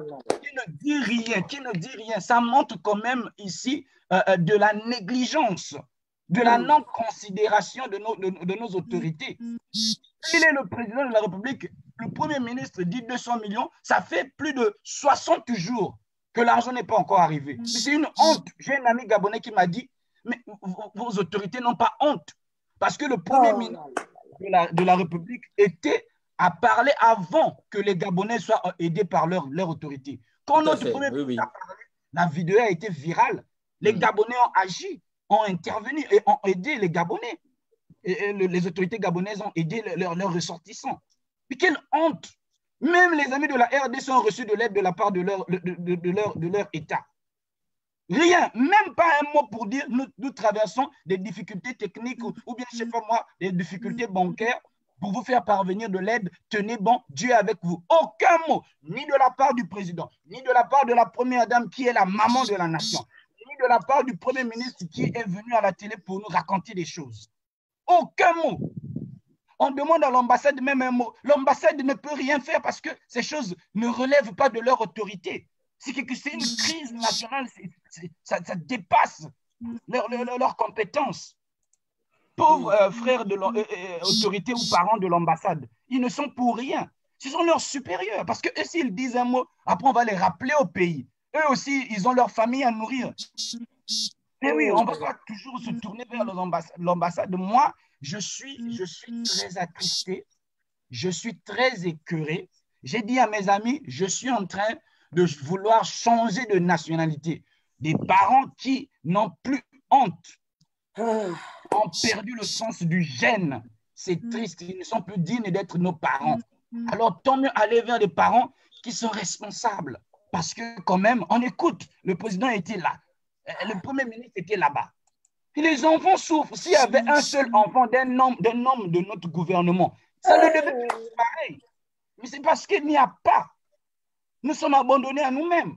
Mais tandis que nous représentons la plus grande communauté congolaise à Ouran. Quelle honte! Quelle honte! Nous avons les pays de la francophonie. Nous sommes amis ici, nous sommes amis avec tout le monde. Les amis ont reçu de l'aide. Mais nous, on a écouté, même le mot du ministre, c'est les journalistes et le journal qui a passé ça à l'information. Ce n'est même pas le ministre par son cabinet qui nous envoie un mot pour dire les enfants, faites ceci, signez monsieur le Premier ministre. Rien. Mais on voit les présidents des autres pays faire autant. C'est quand même honteux et triste de réaliser ces choses. Donc, le message, il est clair. Nous ne manquons pas de respect à nos parents qui sont le gouvernement. Nous ne leur manquons pas de respect, mais c'est juste que nous sommes ébêtés, nous sommes épatés, attristés et surpris au point de ne plus être étonnés de leur indifférence face à cette situation que nous traversons ici. Je rappelle, nos parents biologiques ne sont pas fatigués de nous aider. Okay? Nos parents biologiques, ce n'est pas qu'il leur manque les moyens de nous aider, sauf qu'avec les lois drastiques prises par les autorités chinoises, qui, je salue véritablement leur décision, parce que ça a porté du fruit. On voit le nombre de contaminés décroître, on voit vraiment Ils sont même loués de la part de l'OMS. Mais nos parents éprouvent des difficultés pour nous venir en aide. Aujourd'hui, il y a quelques parents qui s'en sortent, mais ce n'est pas tout le monde. Aujourd'hui, si nous parlons, pour ma propre personne, je ne parle pas pour mon chef, je parle pour tous mes compatriotes. Peut-être que je peux avoir quelque chose dans mon frigo, mais ce n'est pas le cas pour tous les 105 étudiants à Ouran. Et ce n'est même pas le cas de la majorité, c'est-à-dire que de plus de 20. Et donc, ils doivent considérer cela, ils doivent reconsidérer cela, se mettre à notre place. Se mettre à notre place. Le grand frère de Gracias a dit, c'est ce qui crée la haine. Parce que ce qui est vrai, Mobutu, ses enfants sont là, mais Mobutu est passé, on n'a pas enterré, des choses comme ça. Et demain, quand X personne viendra au pouvoir, on va dire non, mais le pouvoir ou le gouvernement du président en place m'avait maltraité. Moi aussi, je fais payer cela. Vous voyez donc que le pays ne peut pas avancer dans ces choses-là, dans ce sens-là. Donc, nos parents, nos papas, M. Clément Mwamba, qui est la deuxième personnalité, je parle vraiment, je m'adresse. Si même Papa Sassou ne veut rien dire, mais quand même, Maman Antoinette agisse. On a vu dans le passé, en RDC, Maman Olive, que moi, je l'aime, je ne sais pas la femme de l'ancien président. Je salue sa façon de soutenir son mari. On a appris que non, il y a eu des communautés. Maman Antoinette était partie au village pour le 8 mars. Je ne sais pas avec les mamans, pourquoi. Puis qu'elle dise un mot, Maman Antoinette. Le message est adressé à Maman Antoinette pour parler à son mari, qui est notre papa. Puisque papa ne fait rien. Que maman dise un mot. Elle ne suit pas le journal. Elle ne voit pas comment il y a la crise planétaire, la pandémie là. Elle ne pense pas à ces enfants-là qui sont... Maman Antoinette, qu'elle dise quelque chose parce que papa Sassou ne fait rien. Papa Clément Mwamba, je ne connais pas le nom de son épouse, qu'il dise quelque chose, qu'il fasse quelque chose, ces personnes-là. Notre message, c'est nous voulons de l'assistance. En quelque forme que ce soit, nous voulons de l'assistance. Nous ne voulons pas, parce que on a déjà cette honte-là avec nos amis des autres pays. Nous ne voulons pas qu'eux ils nous disent « Votre nation vous a abandonné, comme des enfants abandonnés ». Non, nous voulons que notre pays prenne ses responsabilités, s'excuse et dise « Non, nous ne vous avions pas oublié, désolé, nous avons connu des problèmes ». Qu'ils trouvent des raisons, mais qu'ils agissent, qu'ils commencent même par un simple mot. Ça nous ferait déjà plaisir, signé par l'autorité du président. C'est comme ça. Et même par, je ne sais pas, Clément Mwamba, le Premier ministre. Qu'il fasse quelque chose, même un mot. Parce que déjà aujourd'hui, les grands frères, parce que si papa et maman n'arrivent plus, les grands frères qui sont la diaspora commencent déjà à se démerder pour nous trouver 25 000 euros. Merci vraiment à nos grands frères. Mais c'est comme me disait ma maman dernièrement, tu n'es pas le papa de ton petit frère. C'est moi, c'est ton père et moi qui sommes responsables de ton petit frère. Parce que vous deux, vous êtes nos enfants. C'est ce que moi, ma maman m'a enseigné récemment. Alors, ce n'est pas d'abord aux grands frères que vous êtes la diaspora de prendre la responsabilité chez nous, mais c'est à notre papa, Tassou et maman Antoinette, je ne sais pas, et toute la nation là et le gouvernement, c'est à eux de prendre soin de nous puisqu'ils ne sont pas encore morts. Les grands frères font souvent le relais quand papa et maman sont décédés. Ah oui. Donc, c'est triste. Donc, qu'ils se mettent à la place de des enfants que nous sommes, s'il y avait un seul de leurs enfants, ça, croyez-moi, ils devaient même déjà passer au rapatriement. Mais puisque même des Français malades rentrent dans notre pays, on ne nous dit pas tout, hein? Mais des Français malades rentrent dans notre pays. Prenez-nous, les 200 millions là, ils pouvaient prendre un avion, ramenez-nous chez nous. Nos papas vont prendre soin de nous. Comme ça, si on tombe malade, nous tomberons malades chez nous avec nos parents. C'est pas que nos parents sont fatigués de nous. C'est la nation qui se montre indifférent et nous sommes très attristés. Et donc, le message, il est si clair que cela. Et je dis merci déjà à M. Sir Marcoso pour la plateforme qui aujourd'hui, je vais dire à tous les gens qui vont nous suivre sur Facebook de partager ce message, de partager ce refrain, parce que oui, aujourd'hui, c'est une pandémie, c'est partout, mais à Ouran, nous sommes confinés, ça fait déjà beaucoup de mois. Ça fait, je veux dire, beaucoup de jours. Et imaginez-vous des gens qui sont bloqués dans des maisons pendant longtemps. Il y a des endroits comme en France aujourd'hui, en Italie et tout. Ces gens-là ont encore le luxe que nous manquons depuis beaucoup de jours. Et donc, la situation chez nous n'est pas vraiment à laisser comme ça, là, comme ça, pour cause, comme le font nos autorités qui ont le droit, qui ont, je veux dire, le devoir de nous venir en aide. Donc, c'était ça mon message. Merci vraiment à mes grands frères que vous êtes, à mes grandes sœurs que vous êtes, et merci pour cette plateforme. Nous croyons que le Seigneur est avec nous. Il va nous protéger et il va pourvoir le pain, même si papa et maman n'agissent pas. Mais le message est passé. Et les grands frères, même, nous vous disons merci déjà, parce que nous savons que vous vous battez pour regorger ces fonds. Mais vraiment, mettez-nous dans vos prières. Et c'est ce qui vraiment nous comptons plus sur Dieu que vraiment sur papa et maman du Congo, là, vraiment. Nous comptons plus sur Dieu que eux. Vraiment, merci à nos grands frères. Merci beaucoup. J'ai terminé. Okay. Merci. Merci. Après ce message émouvant, on va rapidement donner, puisqu'on arrive à la fin, donner la parole à ceux qui n'ont pas parlé. Jacques, vous avez la parole. Oui, bonjour, bonsoir à tous. Je crois que par le biais de mon cher frère, vous pouvez constater la colère, la déception que les étudiants ont face au gouvernement qui est indigne et incapable. Et nous rappelons que nous sommes en train de nous organiser parce que nous n'allons pas lâcher prise. Vraiment, nous n'allons pas lâcher prise. Les parents, nous avons essayé d'organiser, de prendre les numéros des parents pour aller faire une descente au niveau du ministère supérieur. Les parents se sont rendus au ministère supérieur.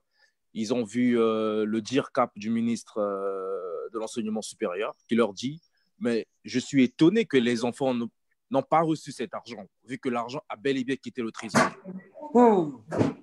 Et les parents ont dit mais je crois que la situation, vous ne connaissez pas. Le DIRCAP du ministre de l'enseignement supérieur dit, elle dit avec ces mots, et elle dit au début de la crise, le ministère des Affaires étrangères nous contactait régulièrement, mais dès que l'argent a été débloqué, ils nous ont jamais contactés et nous ne connaissons pas la suite.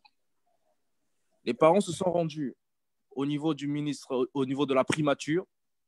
Bel et bien, le Premier ministre n'était pas là, il se trouvait à Oyo. Et ils ont fait une déposition, une demande d'audition. Après, ils ont dit, bon, voilà, on va vous rappeler. Aujourd'hui, les parents se sont rendus encore à la primature. C'était sans suite. Et les parents ont pris une grande décision de faire une conférence de presse, à Brazzaville, pour faire connaître, pour faire passer leur message. Et s'il s'agit d'aller descendre au niveau de la présidence, si le Premier ministre n'arrivait pas à réagir avant mardi. Et nous n'allons pas lâcher prise sur les réseaux sociaux. Et nous demandons encore à la diaspora de nous assister parce qu'on sait que les fonds ont été débloqués. Nous demandons de l'assistance à l'État. Mais où est passé cet argent? Dans quel pays où l'impunité n'existe pas, où une personne peut prendre cet argent et mettre dans sa poche et laisser 105 étudiants mourir, de faim, mourir? Je crois que comme l'a su le dire mon confrère, aujourd'hui c'est une honte. Notre drapeau nous dit, notre hymne national nous dit Congolais debout fièrement partout, mais on n'est pas fiers d'être Congolais actuellement. On n'est pas fiers d'être Congolais actuellement. Qu'est-ce qu'on a? Mais vous avez dit, votre gouvernement a annoncé en pleine ouverture, le gouvernement congolais en Afrique centrale a été le défenseur de l'aide. Quand le gouvernement congolais a parlé, ça a sollicité le Gabon a réagi, la RDC a réagi, mais jusqu'à présent, le gouvernement congolais n'a rien dit. Je vois tout le temps M. Tirin Lezemungala commenter sur des propos, non, voilà, Mediapart a attaqué un membre du gouvernement. Et moi, je le commente sur son Twitter. Mais aucune réaction de sa part. Nous essayons de les taguer dans les publications sur Twitter, sur Facebook, partout. Ils ne réagissent pas. Ils sont insensibles. Face à cela. Regardez comment est-ce que ça ravage. Je crois qu'en France, on a pris des mesures. En Italie, comment ça tue. On est entre la vie ou la mort. Combien de fois on va le dire? On est à bout. Aujourd'hui, vraiment, nous n'allons pas baisser garde parce qu'il doit y avoir un changement dans notre pays. Le gouvernement est censé prendre soin de ses citoyens, comme nous l'avons vu. Aujourd'hui, l'Afrique du Sud a rapatrié ses citoyens. Mais le président de l'Afrique du Sud, 2 jours auparavant, il était à Oyo avec le président de la République. Pourquoi est-ce qu'il ne prend pas l'exemple de son confrère qui fait autant, qui s'occupe bien sûr de ses affaires, mais qui prend aussi de s'occuper de sa population? Aujourd'hui, mon message est clair, comme l'a dit mon frère, c'est de l'assistance qu'on parle. Et on ne va pas laisser, parce que nous remarquons qu'il y a un problème, il y a un petit souci, qu'il y a un détournement, mais nous allons le déclarer, nous n'allons pas lâcher. Voilà, vous n'allez pas lâcher, rassurez-vous que nous aussi, on ne lâchera pas. Non. Cet argent, il sortira quel que soit le moment et c'est une parole qui a été engagée devant l'Assemblée nationale. Oui. Et je sais que les députés congolais sont des trouillards. C'est des gens qui sont nommés, c'est des gens qui doivent leur participation à cette Assemblée qu'au prix, je dirais, d'une couardise. C'est tous des trouillards. Mais en même temps, s'ils ne vont pas faire leur job, nous, on le fera à leur place, puisque cette parole a été tenue au sein de l'Assemblée nationale. Cette question a été posée par un député. M. Mwamba s'est engagé devant des députés.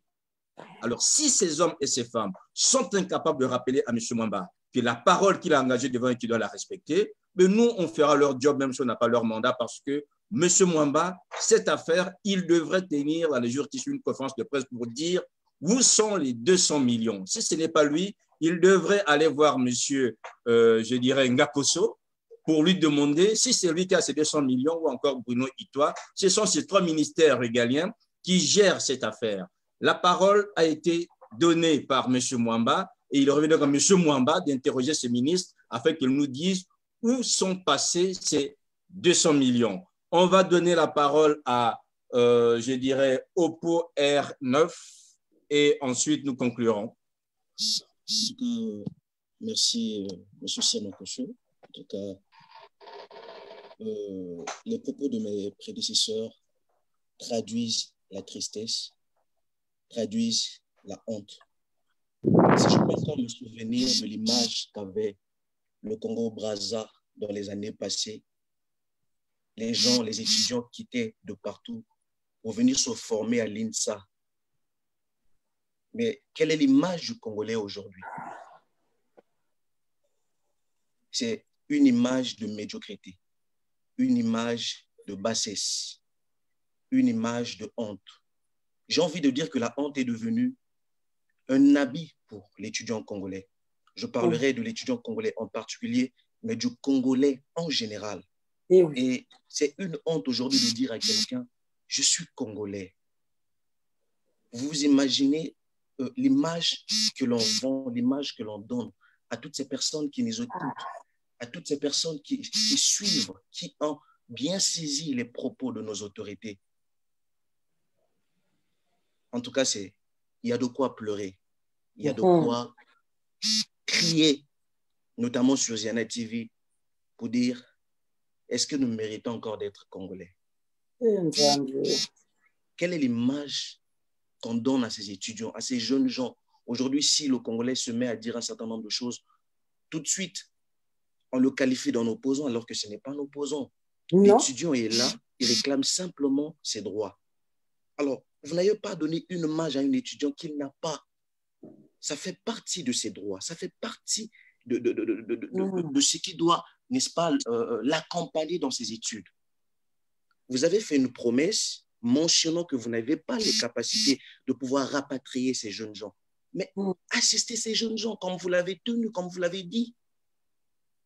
Vous savez, quand un papa fait la promesse à un enfant et que le papa n'arrive pas à réaliser, tu perds même ce côté de père. La paternité n'a plus de valeur aux yeux de cet enfant. Pourquoi? Parce que le père n'a pas tenu sa promesse. Et justement, en tout cas, c'est avec des cris, c'est avec larmes, c'est avec tristesse, c'est avec douleur que nous passons justement par le biais de Ziana TV pour faire entendre nos propos, pour faire entendre ces tristesses, pour faire entendre ces douleurs de cœur. Ces douleurs de cœur. Nous sommes fatigués de rappeler les Congolais. C'est une honte. C'est une honte. Comme disait le précédent intervenant, s'il y avait lieu de changer de nationalité, nous n'hésiterons en aucun cas, pas un seul instant à le faire parce que le Congolais, c'est une honte. Alors que le Congolais hier, c'était quelqu'un, n'est-ce pas, qui faisait preuve d'un certain bagage intellectuel, qui faisait preuve d'un travail, qui faisait preuve de bonnes actions. Mais aujourd'hui, c'est la honte. En tout cas, c'est la honte. Et nous sommes fatigués. Nous disons justement, bon, nous ne savons pas s'ils vont intervenir. En tout cas, nous ne voulons même plus espérer sur ça, mais nous pensons qu'ils vont quand même agir, qu'ils vont quand même considérer les propos de ces jeunes gens qui ne veulent que du bien de notre pays. Merci. Voilà. Merci donc à vous tous qui êtes intervenus. On va refaire un tour de parole pour qui est là rapidement. Comme ça, on libère les uns qui ont des obligations pour demain. Donc, la marquise de Vizam, après tout ça, on peut toujours, je dirais, rassurer les jeunes que donner, cet argent arrivera à bon port. Alors, ce soir, pour conclure, il y a 3 choses. La première chose, c'est mon message qui s'adresse aux étudiants. C'est que la force mentale dont vous faites preuve en ce moment définira les hommes et les femmes de demain que vous serez pour relever ce pays. À la diaspora congolaise de France, de partout dans le monde, vous avez un devoir, nous avons un devoir d'humanité vis-à-vis de tout Congolais qui est en souffrance à travers le monde. Et ce n'est pas souvent qu'on vous appelle. Si on vous appelle aujourd'hui, c'est parce qu'il y a une urgence. Voilà. Il y a une urgence et il y a des vies qui sont en danger. Quant à l'État congolais, je vais terminer par ce message d'un échange que j'ai eu un jour avec Alain Mabankou en disant, premièrement, où sont passés les 200 millions? Et ensuite, ayez le courage de regarder votre reflet tous les matins en vous rasant, en sachant que vous avez trahi votre nation. Merci, Sir. Voilà, merci Doris Kam. Madame Ounonou, on va terminer, on fait un dernier tour et puis on termine. Les jeunes ont tout dit. Je crois que les mots manquent. Surtout les mots qu'ils ont adressés vis-à-vis de nos autorités. Une parole qui a été dite par le Premier ministre, M. Clément Mouamba. Aujourd'hui, cette parole, je pense, n'a plus d'effet puisque cette parole n'a pas été accompagnée de la réalisation de tous ces mots. Déclarés, annoncés à l'Assemblée nationale. Mes chers députés, je me pose des questions si réellement vous êtes là pour représenter le peuple. Mais, comme on dit, il faut toujours laisser le temps. Peut-être que M. Mouamba Clément, le Premier ministre, va revenir sur ces paroles et exécuter cette parole par ceux qui ont entre leurs mains les 200 millions que nous attendons. Parce que c'est l'honneur de tout un pays. Les amis du Congo ont entendu. Le monde entier a entendu que le Congo va aider les étudiants congolais qui sont en Chine. 1 mois. 1 mois. C'est une honte. C'est une honte pour le Congo. C'est une honte pour tous les Congolais. Donc, nous ne laisserons pas passer cela. Nous allons toujours rappeler à notre Premier ministre cette promesse, cette parole qu'il a dit au sein de l'Assemblée nationale. C'est l'Assemblée nationale. Donc, c'est quelque chose à suivre. Nous ne baisserons pas les bras et nous attendons toujours nos 200 millions. pour nos étudiants congolais. Merci. Merci Agnès Sounono. Madame, on a fini. Revenir rapidement sur les questions pratiques. La cagnotte est là.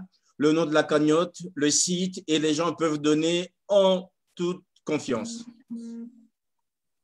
Oui, si, pour terminer, voilà, donc la cagnotte est là. Le nom de la cagnotte, c'est Collecte pour soutenir urgence étudiants congolais à Wuhan. Et les gens peuvent donner les craintes. Hein, et j'interpelle encore la diaspora. Vous pouvez donner, comme vous avez entendu tout à l'heure, pour les gens qui pensent que leur carte bleue peut être piratée, vous pouvez passer à Aulnay, là où il y a la cellule de crise. Je vous encourage et on va mettre aussi vos noms, identifier vos noms si vous le voulez bien, parce qu'il y a certaines personnes qui ne veulent pas être identifiées.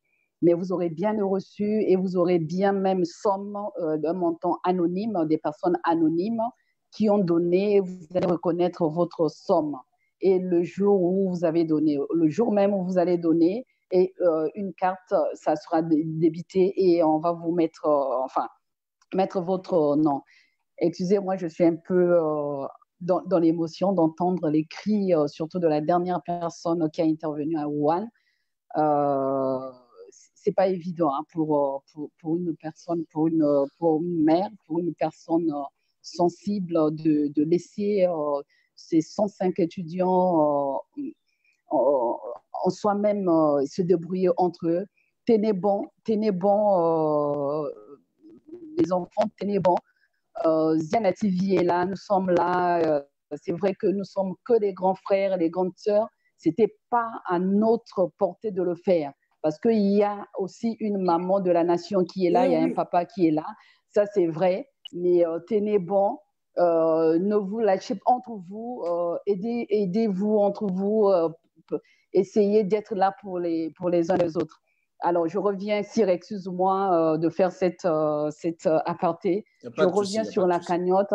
Sur la cagnotte, vraiment, j'interpelle tout Congolais.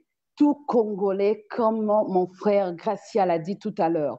25 000 Congolais, déjà en région parisienne ou en toute la France, on est plus que cela. Si on donnait que 1 euro, la cagnotte, voilà, on atteint la cagnotte pour assister. Ils disent bien, pour assister. Ce n'est pas de l'aumône. C'est notre devoir d'assister nos enfants, d'assister. Voilà, j'interpelle vraiment la sensibilité des Congolais. Les amis des Congolais vont réagir, mais d'abord nous. Où est notre fierté? Le Congolais d'hier est où? Merci, Cyr. Voilà, merci. On va peut-être essayer de détendre l'atmosphère. Alors, on va aller du côté de Lyon. Hein. Gracias. Est-ce que nos aînés à Lyon, puisque la France aussi est, je dirais, aujourd'hui en semi-quarantaine, est-ce que nos aînés de Lyon, puisqu'il faut maintenant avoir un coup d'œil particulier sur les anciens les plus fragiles, est-ce que les anciens Congolais à Lyon vont bien? Est-ce que vous avez pu avoir des nouvelles, par exemple, du Lion de Makanda ou encore d'autres aînés qui sont là-bas pour savoir s'ils vont bien, gracias? Monsieur Makosso, je ne veux pas manger de cet appât. Il faut me permettre de finir sur 2-3 éléments qui ont été dits. Je pense que la problématique est tellement sérieuse qu'il ne faudrait même pas en rire. Il faut détendre un peu parce que c'est tellement sérieux qu'à la fin, on finit. J'entends bien. Mais lorsque j'entends le jeune de Yohan qui vient nous dire que M. Mongala ne répond pas aux pics qu'il lui lance sur Twitter et sur Facebook, j'ai juste envie de dire c'est justement parce qu'ils sont enclins à répondre à ce qui est vaseux, ce qui est creux. Aller répondre à Mediapart, c'est tellement facile qu'à apporter des solutions réelles aux problèmes des Congolais. Ça, c'est tellement complexe. C'est tellement... c'est là où on les attend, mais c'est là où ils ne peuvent pas être. Et quelque part, lorsque j'entends la frustration des jeunes, M. Mangosso, je relevais tout à l'heure les mécanismes de naissance de la haine, les mécanismes de naissance de la frustration. Et là, nous en sommes là, les jeunes qui arrivent à dire, il nous faut quelque part dire non à la nationalité congolaise. Et j'entendrais bien dire, les gens dire oui, il faut se poser la question de ce que vous pourriez faire pour votre pays et ne pas poser la question de savoir ce que votre pays a fait pour vous. Vous savez, monsieur, il y a un bon journaliste qui a dit un jour, c'était bien facile pour Kennedy. À 40 ans, il était président des États-Unis. Il était né d'une famille riche. Il pouvait se permettre toute cette théorie. Ce baratin, il pouvait se le permettre. Mais cette théorie est beaucoup plus difficile pour un enfant dont la maman est retraitée ou dont la maman vend du pain au marché poteau-poteau. Cette théorie est beaucoup plus difficile. Pour marcher tout ce chemin-là et se poser cette question qu'on répète tout le temps comme des mantras, je ne sais comment. Et enfin, pour finir, le discours de promesse de monsieur Mwamba. Voilà la réelle question. La réelle question là-dessus, c'est l'utilité du discours politique dans notre pays. Et finalement, l'inutilité du discours politique. Puisque nous sommes dans une succession de promesses foireuses. Entre les 200 000 emplois à créer qui n'ont pas été créés, les comptes des générations futures qui ont été siphonnés. Et là, dans cette litanie, dans cette suite, on est là, on prononce des paroles, et des paroles vaseuses qui ne signifient rien. À quel moment les Congolais pourront avoir confiance en ce système? C'est toute la confiance d'une part entre les Congolais et ce système qui est complètement brisé. Et j'espère que lorsqu'on a dit ceci, si cet argent n'est pas acheminé auprès de ces enfants à Yuan ou en Chine, je ne sais pas si c'est toute la Chine qu'ils vont desservir, mais il nous faudra quand même qu'on nous rende compte où est passé cet argent. S'il a réellement été débloqué du trésor public, où est-il? Il faut à un moment donné que ce pays-là, qu'il y ait des responsables. Il nous faut cesser que la responsabilité soit toujours virée auprès de Satan, auprès de Dieu et auprès de forces extérieures comme la France et la Chine. Nous avons des responsables dans ce pays qui doivent porter leur veste. Ils disent que le pays est commandé. Et bien, quand on commande un pays, on apporte des solutions aux problèmes des compatriotes. Bon, pour finir, enfin, pour ta question de monsieur... J'attendais quand même une réponse parce que je m'inquiète pour le lion de Makanda. Donc, comme on est représentant de Lyon qui est là, pour bien savoir. Non, je l'appellerai pour voir demain. Mais je pense qu'il va bien puisqu'il est solide, le lion de Makanda. En plus, c'est un lion. Alors, donc, il est solide. C'est vrai, voilà, c'est sur cette touche d'humour qu'on va se quitter. Donc, il est vrai qu'il faut dire aujourd'hui que la France est aussi touchée par le coronavirus et qu'aujourd'hui, c'est une communauté très importante avec beaucoup d'anciens. Donc, là où vous êtes, mesdames, messieurs, soyez attentifs à nos anciens puisque ce sont eux qui sont, je dirais, les plus vulnérables, notamment au sein des communautés, pour aller rendre visite. Voilà. Pour le reste, nous continuerons à être attentifs par rapport à cette situation et à prendre des nouvelles des diasporas congolaises à travers le monde là où elles sont. Et surtout, garder un œil sur Wuhan, puisque c'est là-bas où tout a commencé. C'est là-bas où nous avons des nôtres et on ne peut pas les laisser, je dirais, dans cet enfer quand on sait que depuis 2 mois, ils sont enfermés et ils n'ont plus grand-chose à se mettre sous la dent. Merci donc à vous qui êtes intervenus de Wuhan. Merci à Agnès Nounou, la marquise de Visa, à Gracias et à Absence Monafi. Merci à vous aussi. Je rappelle juste qu'il y a une cagnotte qui est en ligne. N'hésitez pas d'aller l'abonder, c'est sur Hello Association. Vous avez, je dirais, les liens sur tous les supports du Zana TV. Vous pouvez repartir. Il y a un comité qui peut vous accueillir. N'hésitez pas d'appeler. Il y a un numéro de téléphone, il y a une adresse postale. Si vous ne pouvez pas, appelez. Si vous pouvez faire par Western Union, appelez et on vous indiquera ce qu'il faut faire. Il est important, c'est vrai que quand on renvoie par rapport à ce que vous disiez, 1 euro par Congolais, cette cagnotte peut être abondée en une journée. Donc, je pense que cela n'est pas impossible. C'est une première. Nous avons en face de nous, je dirais, un État autiste. Et par rapport à ça, il faut bien qu'il y ait des hommes et des femmes qui se lèvent qui puisse accompagner ces jeunes par rapport à cet argent. Je ne voudrais pas ici engager ou m'engager personnellement, mais je pense que cet argent, il sortira à un moment ou à un autre où M. Mwamba devrait se justifier pour nous dire exactement qu'est-ce qu'il en a fait et qu'est-ce que, je dirais, la nation pourrait en tirer comme conséquence, parce que ce n'est pas normal. On nous dit toujours que c'est la diaspora qui est toujours là en train de critiquer le pays, mais là, nous avons un homme qui s'engage devant une assemblée nationale, et cette assemblée qui est elle-même couchée parce qu'incapable de pouvoir interpeller le gouvernement alors que cela est de son devoir. Merci encore à vous. Nos programmes continuent. Nous n'allons pas lâcher. Nous allons continuer à parler et à faire, je pense, tous les vendredis, et à rappeler M. Mwamba tous les jours qui vont passer qu'il a 200 millions de francs CFA à envoyer en Chine et qu'il le fasse le plus rapidement possible. Portez-vous bien. Nos programmes continuent. Au revoir.